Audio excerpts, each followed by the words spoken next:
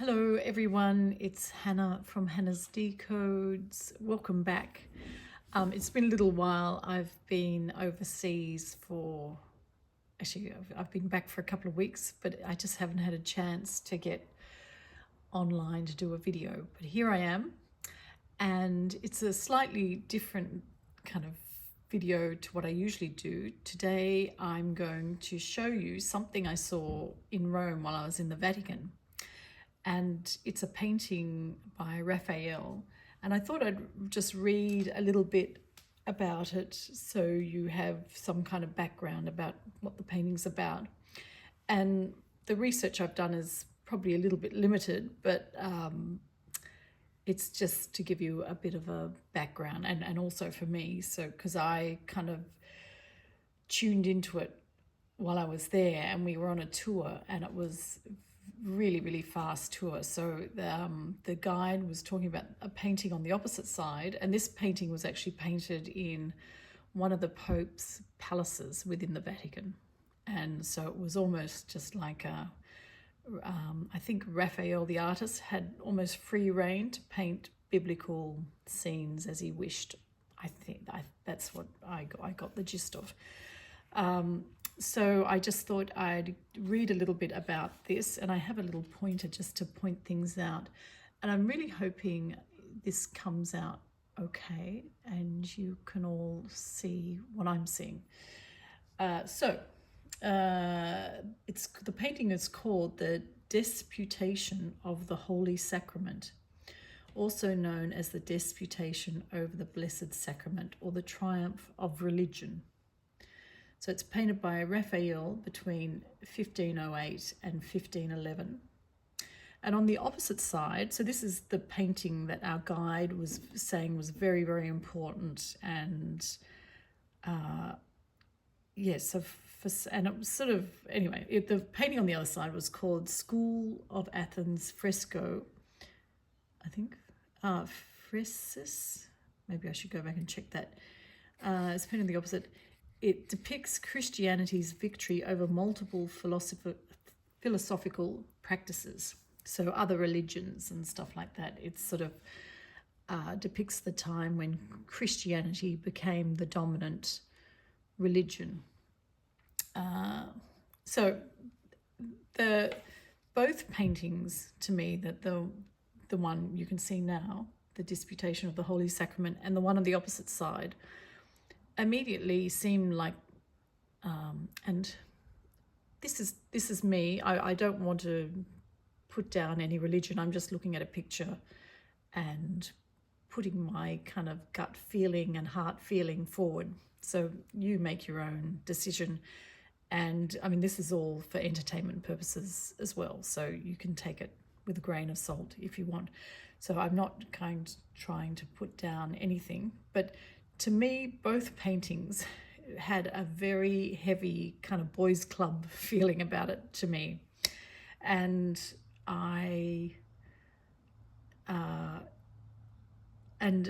realize back in the 1500s, when it was painted by Raphael, he's probably depicting what was happening within the world anyway. So people who made big decisions and ruled the world, or important governing parts of the world, were probably all men, and it's a little bit similar now. But anyway, so what we can see here, as I've been told by sort of research, this is the Father, or God, the Son, and the Holy Spirit. So the Son is Jesus. This represents God.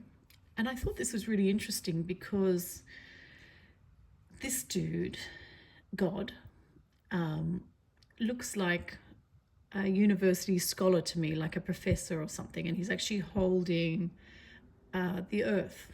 So he is the controller of our world, or the earth, and his fingers are apparently a bit like this. A bit like that, in a blessing the earth, or blessing everyone, apparently. When I see him, actually, I'll just go back a little bit.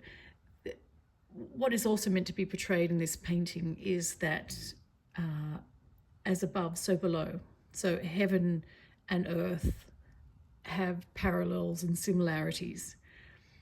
And when I look at this picture, I kind of feel like if we're aiming for that, we're not aiming terribly high. That's my feeling. And interestingly enough, I'm going to show you above the end of this arch of the painting that Raphael did. So you can't see it, but they haven't shown you in this photograph that the arch continues up a bit. And then above that, I'm going to show you this. Actually, I'll change photos. Hang on, just bear with me. Here, just going to change photos for a minute.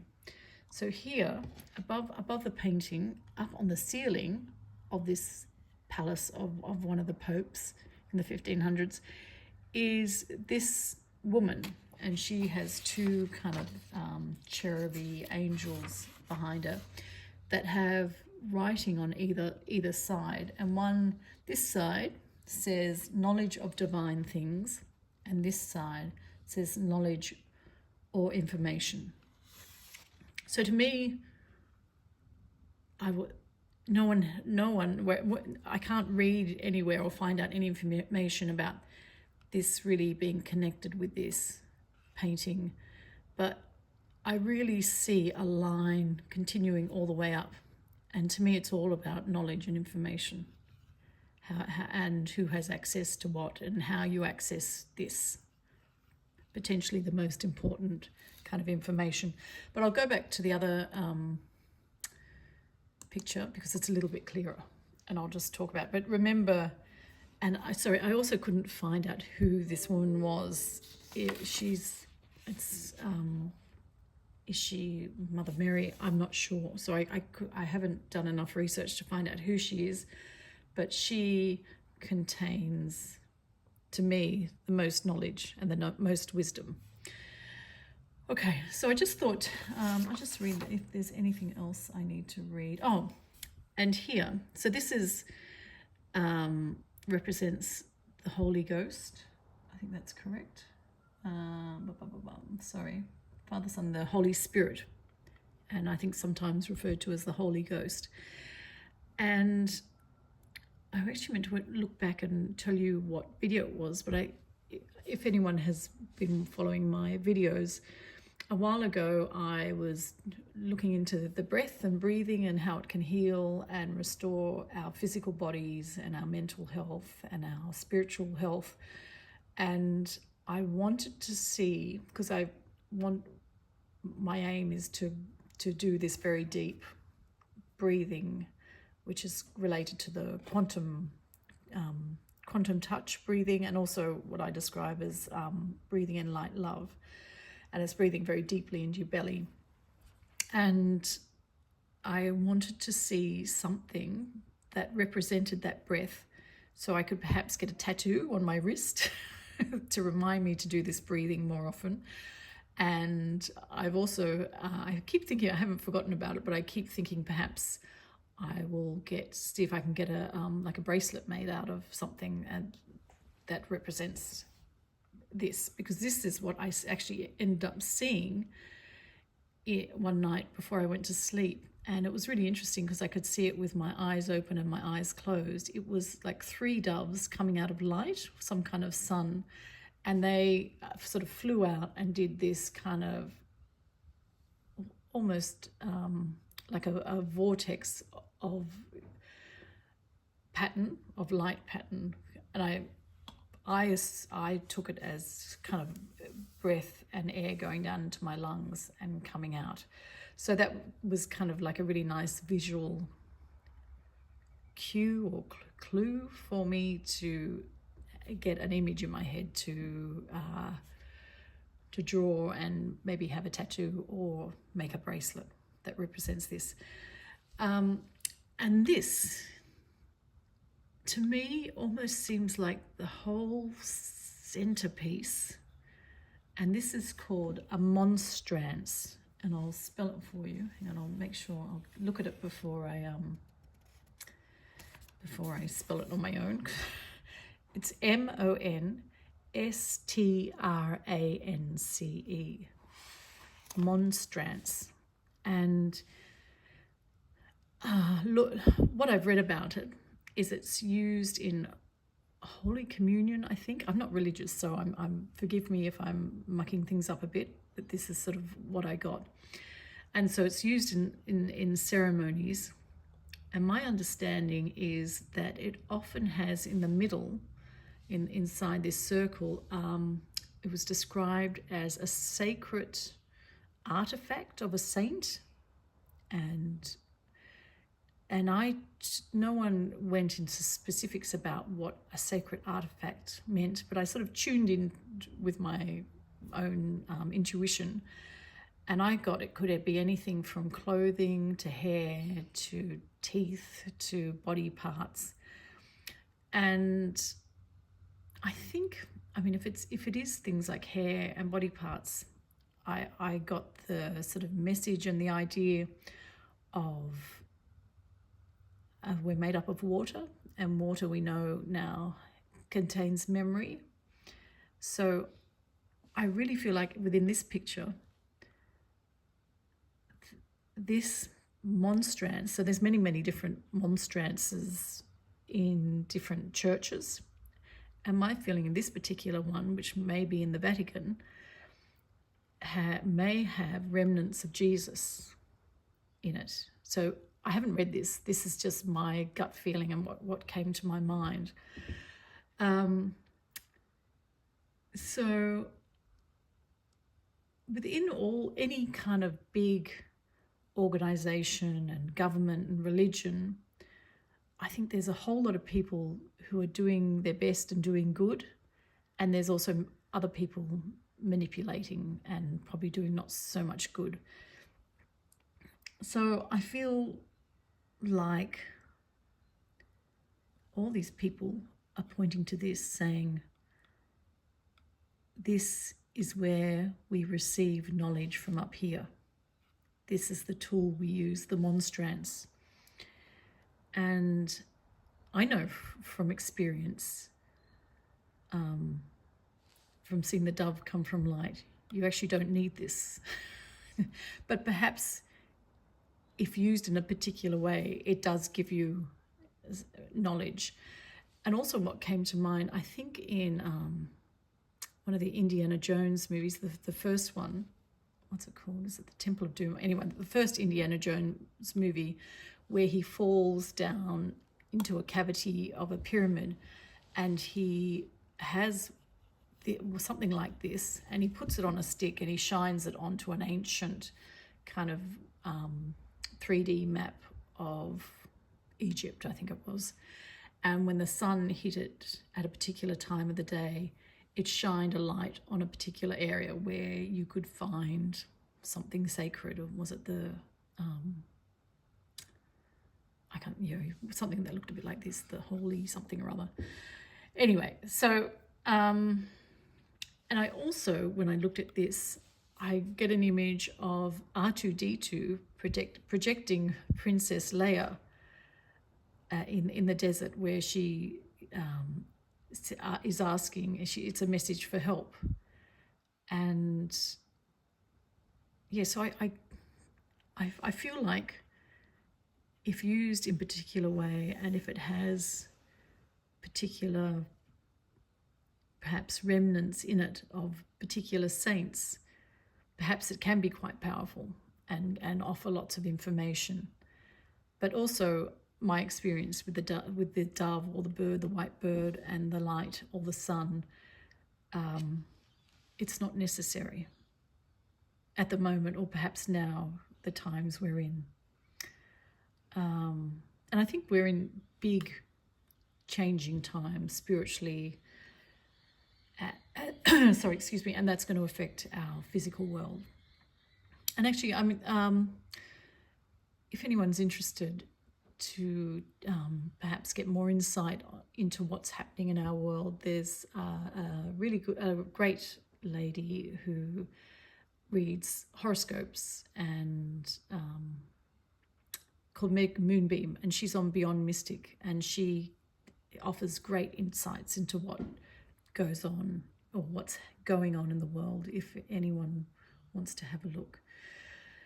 So, and also I was going to mention, while I was in Crete, in Heraklion, I went to a church, and to the left of the church was a small room that was dedicated to a saint, and in this kind of circular dome, enclosed dome, very ornately decorated with crystals and stuff, and you couldn't see inside this little, it was like a ball, really, yeah, like some kind of enclosed ball, was the saint's head. And so I know that's quite common, and that's what made me think about perhaps the remnants being in here, being actual physical remains of Jesus, perhaps. But anyway, I went into this room, and the energy was very intense. So I think a lot of probably the higher up practitioners of particular religions, and I know this happens in Buddhism, can tap into very strong energies. And I didn't want to say that the energy I felt was negative or positive. It was just very overwhelming and made me feel uncomfortable. But I know when you're in the presence sometimes of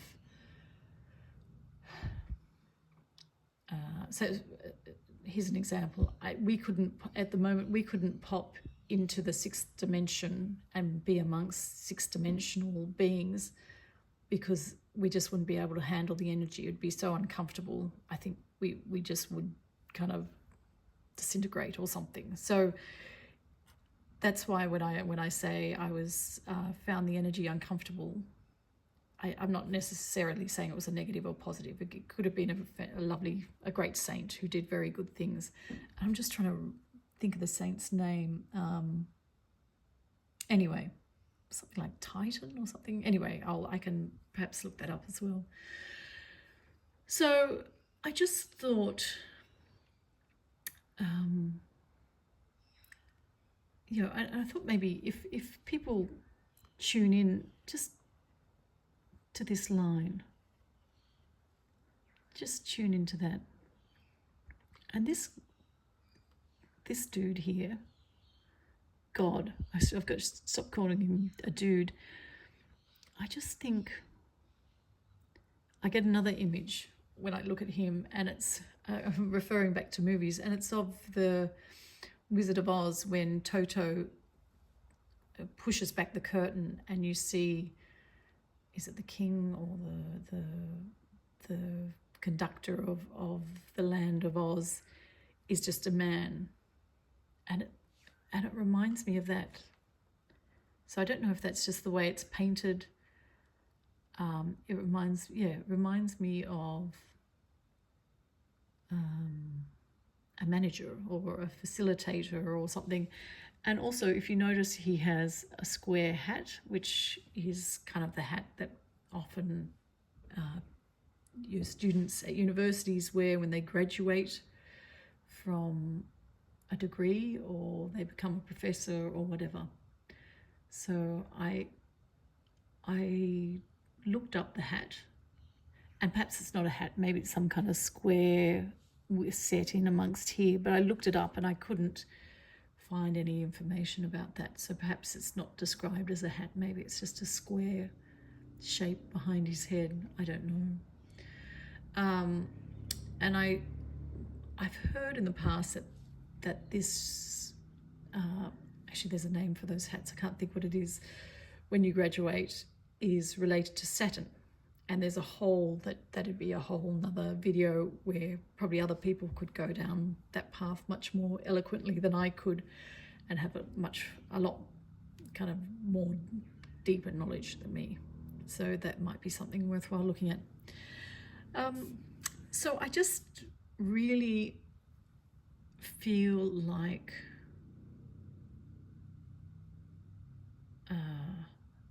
this, yeah. So I don't know if you can see, yeah, it's not really picking up in this picture, but where the bird or the dove is coming out of the sun, there are these streams of light. So to me, that's like a clue that the light is meant to shine through here and perhaps project knowledge or information out here. So yeah, so it's really interesting. And I got the idea that perhaps this has been used or was used or is still used as some kind of looking glass into the past or the future, or past or future, or perhaps even the present. So I thought perhaps it might be something like, if you look in Project Looking Glass, it's about people in power who have the ability to use particular tools to look into the past and the future, and then can use that information to make decisions that either benefit or don't benefit the world and humanity. So yeah, so that's the main thing. I'm just trying to think, is there anything else? And I kind of feel like, if you can imagine, can you see my little, above this heaven, this kept popping into my mind. Perhaps there's like, so I feel like perhaps this is 3D, perhaps this is 4D, and then above this God, there is a line, I see it like a silver line. And once you go above there, you're into sort of a 5D, 6D world where you can, which is much more about having a lighter body. And I think once you're into 5D, you can see your vision's a bit more X-ray.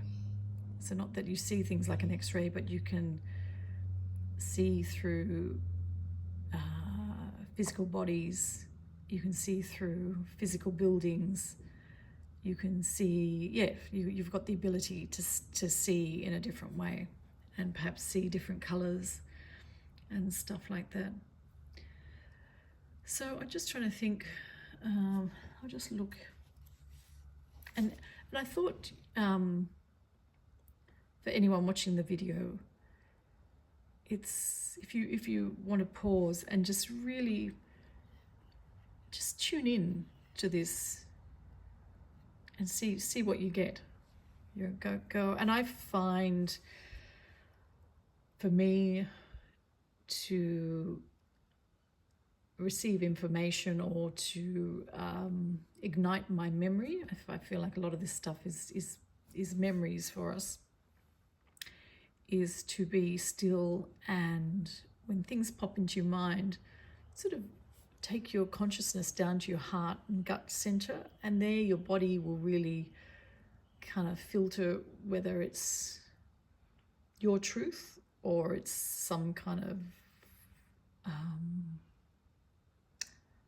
disruptive, some kind of idea that's not your own. I'll tell you another story. I think I've mentioned it before. When I was studying Buddhism, a monk said to me, a lot of the time when people get, or sometimes when people get visions, you've really got to check into that being you're seeing, because there are a whole lot of beings out there that can manipulate your vision. So, and they're shapeshifters, so they can be make themselves a particular look and send off a particular vibration that you can receive. So you could be thinking you're seeing Archangel Michael or Buddha or other deities, and perhaps it's a negative being. So I really listened to that because I thought this person is very wise and has had experiences with that kind of situation, those kind of situations. And it also made me think about when I did see these doves coming out of light in my sort of waking vision. You know, is that a manipulation? So am I seeing something that some being wants me to see, or yeah, look, I don't know. Yeah, so so I feel like I could be the original doubting Thomas. You know, I look at it, so many things that happen to me spiritually, I question them and why, and you know, yes, I do have a doubting thing. So yeah, when I thought I'd look into this bird and knowledge more and find out where I think the source of that comes from. I feel very comfortable about getting knowledge from my higher self. So I feel like, you know, how this is like a tier or a stepping stone of knowledge. I feel like individually we all have that. So you could imagine yourself, a little person here, and you'll get your knowledge from source through your various higher selves. And then then you start to think, well, if we're all one, perhaps this is just another version of ourselves. So you can think about it in many ways. So I think, just tune into that. And this I really feel like this Monstrance is the star of the show.